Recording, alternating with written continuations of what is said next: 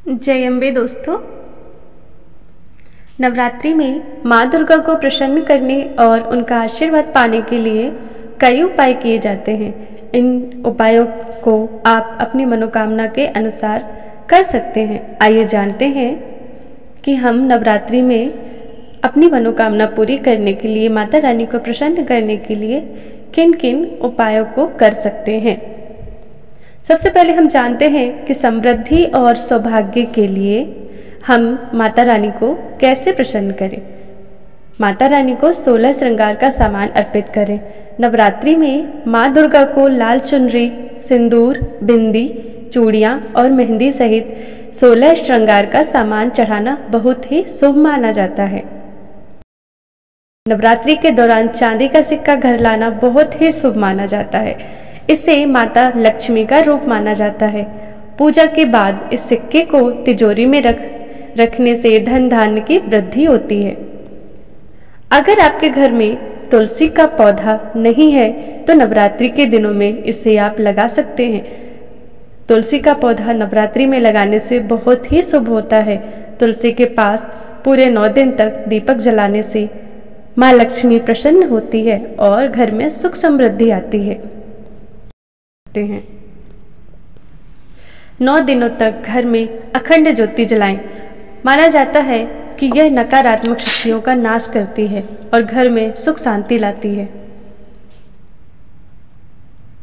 यदि घर में अक्सर झगड़े या तनाव रहता है तो रात के समय पूजा के बाद कपूर और लौंग का धुआं पूरे घर में करें। इससे नकारात्मक ऊर्जा दूर होती है। नवरात्रि शुरू होने से पहले और त्योहार के दौरान घर को साफ सुथरा रखें, क्योंकि माना जाता है कि देवी माँ साफ जगह पर ही अपना वास करती हैं।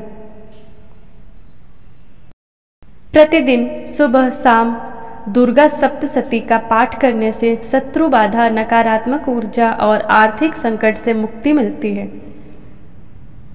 अष्टमी या नौमी तिथि पर 9 कन्याओं का पूजन करें, उन्हें भोजन कराएं और उपहार दें।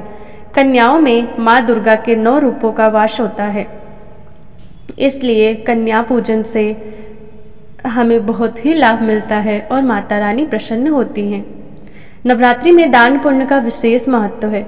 गरीबों और जरूरतमंदों को भोजन, वस्त्र या अन्न का दान करना बहुत ही शुभ माना जाता है। आइए जानते हैं पूजा से जुड़े कुछ उपाय। माँ दुर्गा को लाल रंग अत्यंत प्रिय है। उन्हें प्रतिदिन लाल फूल, सिंदूर और लाल चुनरी चढ़ाएं। यह वैवाहिक जीवन की समस्याओं को दूर करता है। अपनी इच्छा अनुसार माता को खीर, बर्फी या दूध से बनी मिठाई का भोग लगाएं। इससे माँ प्रसन्न होती है। 9 दिनों तक कम से कम 108 बार ओम ऐं ह्रीं क्लीं चामुंडाय विच्चे मंत्र का जाप करने से आत्मविश्वास बढ़ता है और कार्यों में सफलता मिलती है। ये सभी उपाय करके आप माता रानी को नवरात्रि में प्रसन्न कर सकते हैं। बोलो अम्बे मात की जय।